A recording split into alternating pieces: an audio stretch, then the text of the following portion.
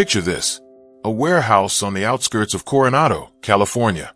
March 1967, 11:47 at night. 6 men stand in a loose semicircle, each one a trained instrument of controlled violence.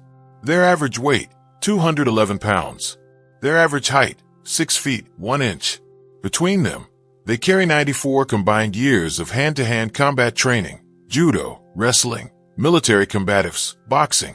These are not civilians. These are not enthusiasts.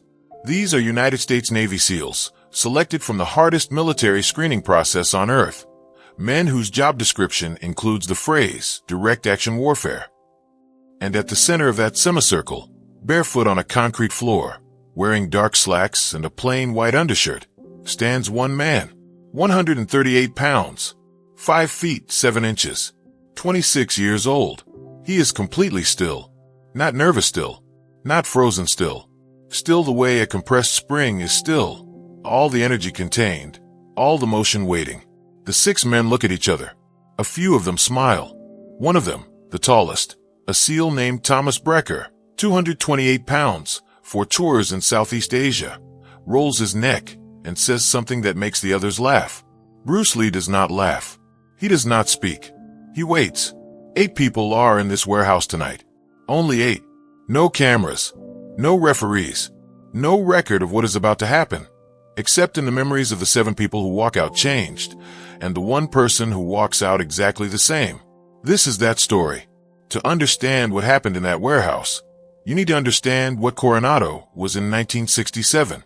The Naval Amphibious Base at Coronado, California, had been training the most elite combat swimmers in the American military since 1962. BUD/S, Basic Underwater Demolition/SEAL Training, had a dropout rate of 76%. The men who survived it were not ordinary soldiers.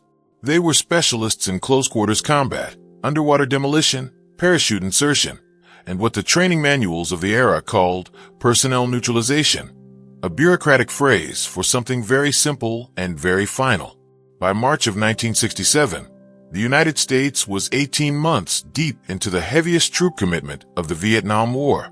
The 6 SEALs in that warehouse had either just returned from deployment or were preparing to rotate in. They were not here for a casual evening. They were here because of a conversation that had started 3 weeks earlier in a base commissary over a magazine. The magazine was Black Belt. The issue was February 1967, and on the cover was a photograph of Bruce Lee mid-kick, his right leg fully extended, the muscles of his thigh visible through his training pants like cables under tension. SEAL Senior Chief Petty Officer Daniel Ware, 34 years old, 219 pounds, former collegiate wrestler at Iowa State, 7 years in the teams, had picked up the magazine and read the profile piece inside. According to the article, this Bruce Lee could deliver a punch from 3 inches away that generated enough force to send a 175-pound man stumbling back 4 feet. According to the article, his 1-inch punch had been witnessed at a Long Beach karate tournament in 1964. Ware set down the magazine. "That's a stunt," he said. The men around him agreed. Stunt, performance, camera tricks. The kind of thing that looks impressive at demonstrations and falls apart the moment it meets resistance from a trained fighter who doesn't cooperate. Here were their credentials. Daniel Ware, 14 confirmed hand-to-hand engagements in Vietnam, trained in Army combatives and catch wrestling, 219 pounds at 6 feet 1 inch. Thomas Brecker, former Golden Gloves regional finalist, 228 pounds, boxing record of 31 wins and 4 losses in amateur competition, 6 feet 3 inches. Marcus Fuentes, black belt in Shotokan karate under Sensei Ray Dalkey, 23 fights, 21 wins, 198 pounds. James Jimbo Carroll, college football defensive lineman, recruited directly to the teams, 6 feet 2 inches, 224 pounds. Described by his commanding officer as the most physically powerful man in the platoon. Robert Kessler, judo brown belt, trained at the Kodokan in Tokyo during a prior assignment, 203 pounds. And William Garrett, the youngest of the group at 26, same age as Bruce Lee, 191 pounds, former high school state wrestling champion from Oregon. 6 men, a combined weight of 1,263 pounds. a combined fight record in formal competition of 54 wins and 8 losses. They were not arrogant. That is important to understand. These were men who had been tested and had passed. Their confidence was earned, and it was specific. They believed, correctly, that in almost any physical confrontation, they would win. They were right about almost any physical confrontation. The question they wanted answered was whether this particular confrontation was any different. The connection to Bruce Lee came through Marcus Fuentes. Fuentes had trained briefly at the Jun Fan Gung Fu Institute in Seattle before his enlistment. He had been one of the earliest students in the program, training under Bruce Lee directly for 11 months between 1963 and early 1964. He had not maintained contact after leaving for the Navy, but he knew, from the inside, that what he had experienced at that institute was not a performance. It had taken Fuentes 2 weeks of carefully worded letters to arrange the meeting. He had written to a mutual contact in the Los Angeles martial arts community, a man named James Lee, no relation to Bruce, who had been Bruce's training partner and close friend since the late 1950s. The message Fuentes sent was not a challenge. It was framed as a request, specifically, as a professional inquiry from 6 men with extensive combat backgrounds who wanted to understand Jeet Kune Do from the inside. Bruce Lee had read the letter. He had agreed. He had said yes specifically because he never turned down serious people with serious questions, and because 8 months earlier, he had written in his private notebooks, "Research your own experience. Absorb what is useful. Reject what is useless. Add what is essentially your own." He could not teach that principle without living it, and living it meant meeting men who would push back. The warehouse belonged to a contact of James Lee's, a civilian contractor who supplied equipment to the base and owed James a favor. It was 6,000 square feet of open concrete floor, with fluorescent lights that hummed at a low frequency and a smell of motor oil and sawdust that never quite left the air. The loading dock door was pulled 3/4 shut. The temperature that night was 54 degrees Fahrenheit, but the concrete radiated cold and the ceiling fans pushed it down. 7 people were inside when Bruce Lee arrived. He made 8. He came through the side door at 11:32 p.m., 15 minutes before the agreed time. James Lee was with him. Bruce wore dark slacks, a white undershirt, and canvas training shoes, the kind of clothes you'd wear to run an errand, not to face 6 men with a combined century of combat training. He carried nothing. He said nothing when he entered. He looked at the group standing near the center of the floor, and then he did something that Marcus Fuentes would later describe as the first indication that the evening was not going to go the way the others expected. He looked at each of them, one at a time, for approximately 3 seconds each, not scanning, reading, not sizing up, cataloging, starting with Brecker on the far left and moving right without rushing, the way a chess player looks at the board before touching a single piece. Fuentes, who had been looking forward to this moment for weeks, felt the temperature of the room change, not because of anything dramatic, because of the absence of drama. The 6 SEALs were accustomed to people performing composure. They were not accustomed to someone who simply possessed it. Bruce's hands were at his sides, but if you looked, if you knew what to look for, the knuckles on his right hand were different from his left. The skin there was ridged, calloused from years of board breaking and conditioning drills, from the Mukyang Jong, the wooden dummy, that he trained on 6 days a week. The surface of those knuckles had the texture of old leather. They were the only part of him that showed his work. Everything else was still. Everything else was neutral. Daniel Ware stepped forward to make introductions. He introduced himself, then the others, by name and rank.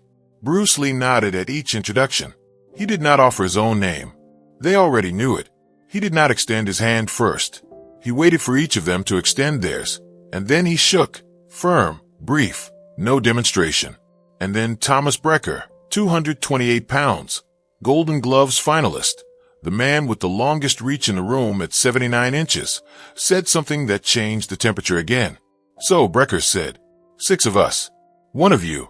You sure you don't want to call some backup?" The other SEALs laughed. It was not a cruel laugh.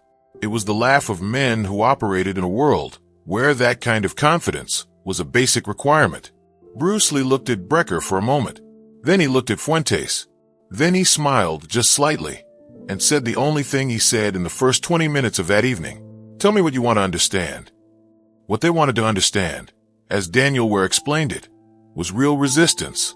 The SEALs had read about Wing Chun. They had read about Jeet Kune Do. They had heard from Fuentes that the training at the Jun Fan Institute was unlike anything in conventional martial arts, faster, more direct, built on principles of economy that made the usual hierarchy of size and strength less relevant. What they wanted to know was whether that was true when the resistance came from 6 trained men who were not cooperating, not performing, not holding back, were his exact words, as Fuentes remembered them. We're not here to embarrass you. We're here to understand what you actually have. Show it to us honestly.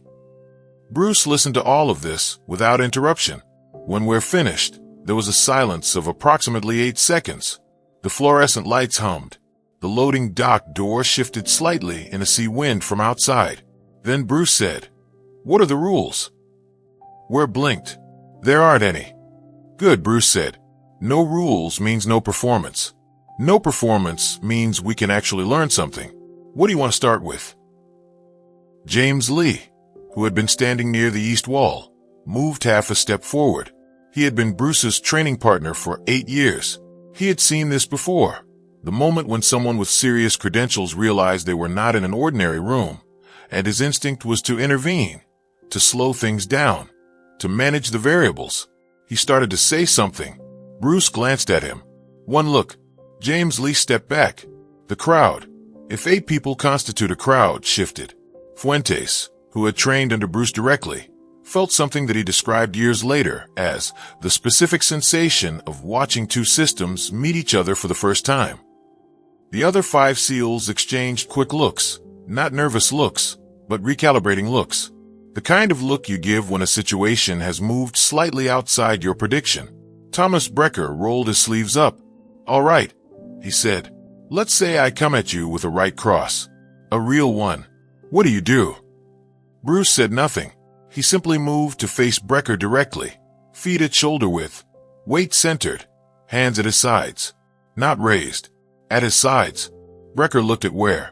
Ware nodded, and then, at what Fuentes later estimated was 75% effort, not holding back exactly, but controlled, because Brecker was a professional and professionals don't open at full power in an ambiguous situation. Thomas Brecker threw a right cross. What happened next, nobody expected.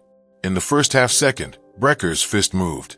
In the same half second, Bruce Lee was no longer where Brecker's fist was going. This is not a figure of speech. This is not dramatic exaggeration. The principle at work was something Bruce had been developing since his Wing Chun training under Ip Man in Hong Kong, a concept called Chiso, the sticking hand, combined with what he would later formalize in Jeet Kune Do as the theory of simultaneous interception. The idea is this: do not block, then counter.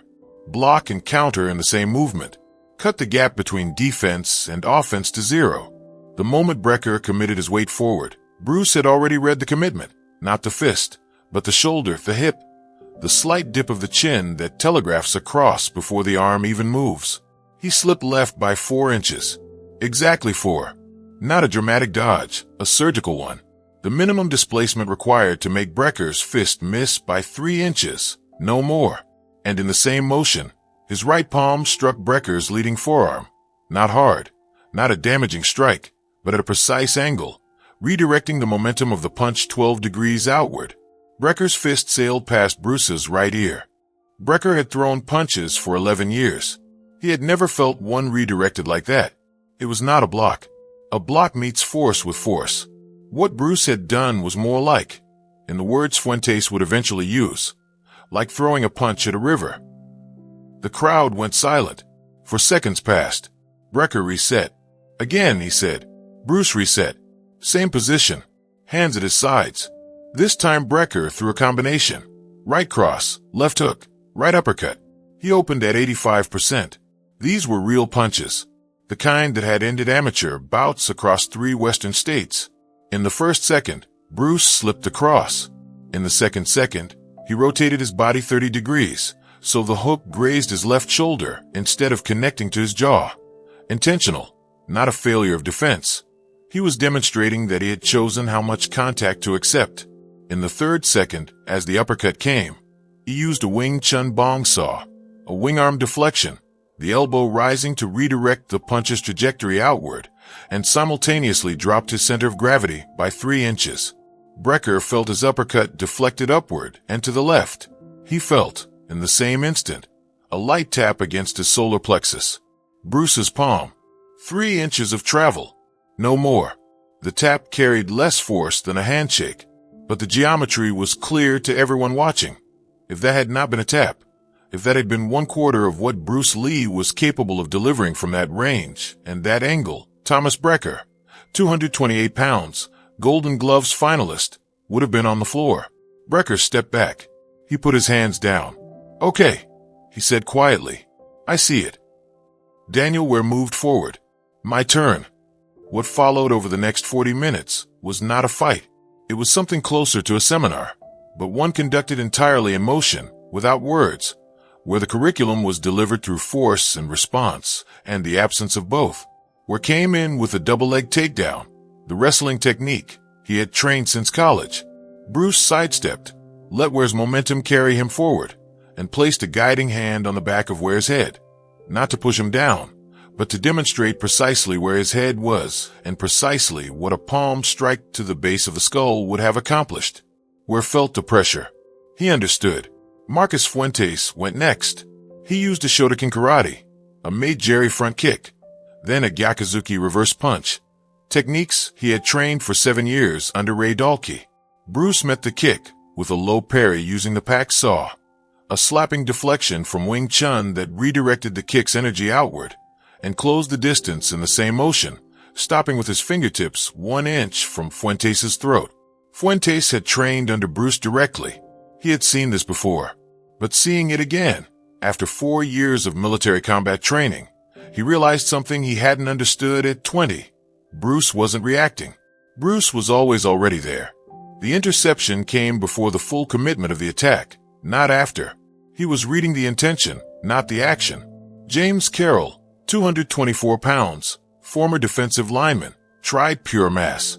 He came in low, arms wide, a bear hug attempt with his full 224 pounds behind it. Bruce did not try to stop the forward momentum.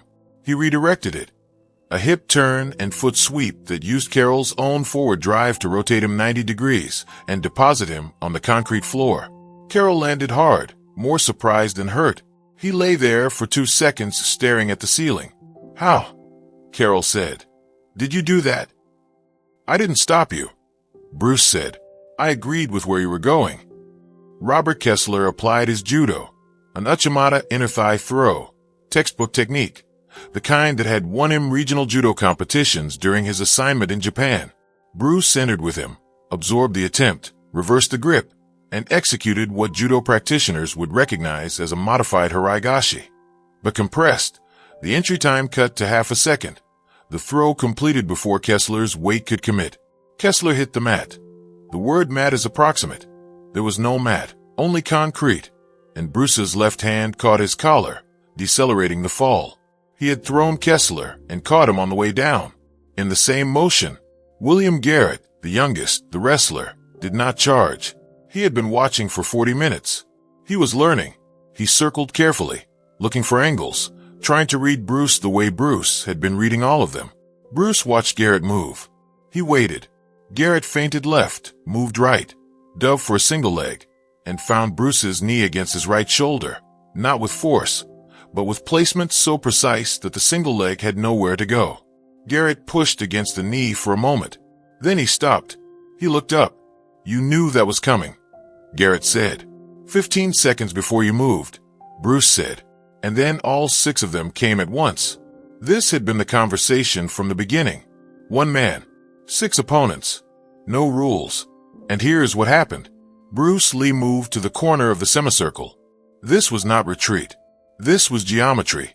By positioning himself at one end of a line instead of the center, he converted a 6-on-1 situation into a series of 1-on-1 and 2-on-1 situations, because 6 men cannot simultaneously occupy the same space.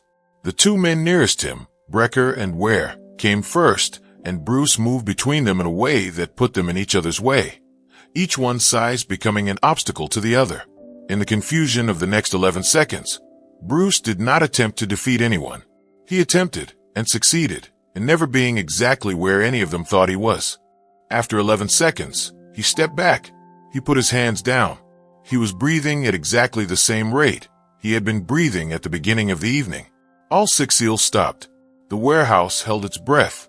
Then Daniel Ware, Senior Chief Petty Officer, 14 confirmed hand-to-hand engagements, said 5 words that ended the demonstration. "Don't. We won't touch him." They sat on equipment cases near the loading dock. James Lee had found a thermos of coffee somewhere. The fluorescent lights hummed. The demonstration was over, but the room was still full of something. The particular electricity of people who have experienced something they cannot yet name. Daniel Ware asked the question that had been forming in him for the past hour. How much of what you just did is teachable? Bruce considered this for a moment. Then he said, "All of it. None of it." Ware waited. "The techniques are teachable," Bruce said. "The pack saw, the footwork, the entry timing. Those are mechanics. You can learn them. Fuentes already knows most of them." He nodded at Fuentes. "What you can't teach is the state of mind that makes the mechanics possible. You can't teach someone to see before they look. You can only train the body until the mind gets out of the way." We thought about this. He was not a philosophical man. He was a practical one, which is why the next question surprised everyone, including himself. "Is that what you mean by water?" He had read the Black Belt article. He had read the part where Bruce Lee had said that a martial artist should be like water, formless, adaptable, taking the shape of whatever contains it. Bruce Lee looked at Ware for a long moment. "You're asking the right question," he said. "Most people think that means be soft. Be yielding. That's wrong. Water isn't soft. Put enough pressure behind it, and it cuts through granite. The point is that water doesn't decide in advance what shape it's going to take. It responds to what's actually there. You came at me tonight with what you had. 6 trained men, 6 different styles, 6 different strengths. I didn't have a plan for that. I had a principle. The principle is, don't add anything that isn't necessary. See what's there. Respond to what's there, not to what you expected." Thomas Brecker had been quiet since the demonstration. He was the kind of man who processed silently. He said, finally, "In boxing, we call it reading the fight, seeing what your opponent is giving you." "Yes," Bruce said. "Exactly that. Except the mistake most fighters make is they read the fight with their eyes. The body reads faster than the eyes. You have to train until your body reads it." Brecker extended his hand across the equipment case. Bruce shook it. Then Ware extended his hand. Then Fuentes. And for Fuentes, there was something in the handshake that went deeper than the others, because he was shaking the hand of the man who had first shown him that a smaller person, operating on principle rather than force, could neutralize a larger one. He had believed it theoretically for 4 years. Tonight he had seen it proven, in real time, against people who were genuinely trying. James Carroll was the last. He stood up, this 224-pound former lineman, who had been deposited on a concrete floor by a 138-pound man who had then, in the same motion, caught him on the way down. He looked at Bruce Lee for a moment. "That thing you said," Carroll told him, "about agreeing with where I was going." He paused. "I'm going to be thinking about that for a long time." "Good," Bruce said. "That's where it starts." It was 1:19 in the morning when they walked out. 8 people had entered that warehouse. 8 left, but not the same 8. Years later, Daniel Ware would become a senior combat instructor for the Naval Special Warfare Command. He would revise the hand-to-hand combat curriculum for SEAL training 3 times over the course of his career. In the second revision, he added a section on what he called economy of engagement, the principle that the smallest effective action was always preferable to the largest possible one. He told the students who asked where the concept came from that he had learned it from a man in a warehouse in Coronado in 1967. He did not always mention the man's name. The students who had done their research figured it out.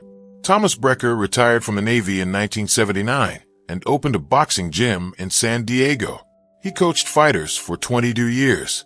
He never taught Wing Chun. He never taught Jeet Kune Do.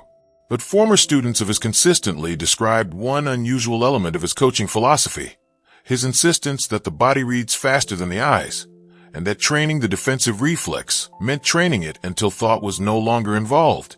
One of his students, a lightweight named Carlos Reyes, asked him once where that came from. Brecker thought about it for a moment. "A man I met," he said. "He was smaller than you. Don't think that means anything about what he was capable of." Marcus Fuentes returned to civilian life in 1971 and eventually opened his own school in Portland, Oregon, teaching a hybrid curriculum that drew from Shotokan, Jeet Kune Do, and what he called the geometry of engagement.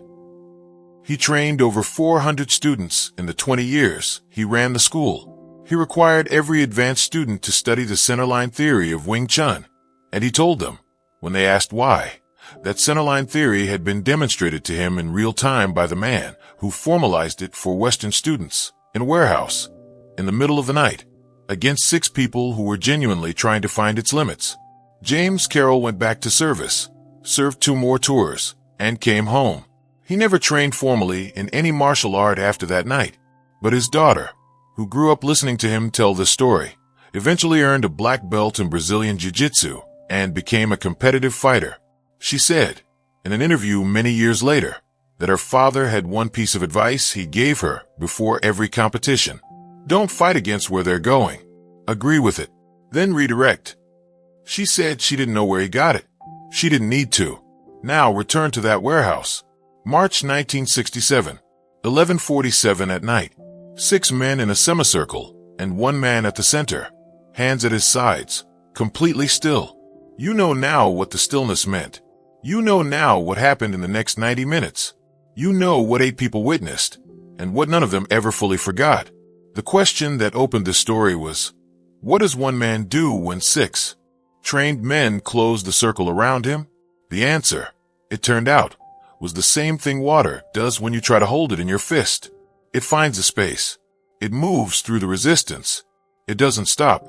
It doesn't fight the shape of the hand. It simply, inevitably, goes where the hand cannot follow. One principle, 6 opponents.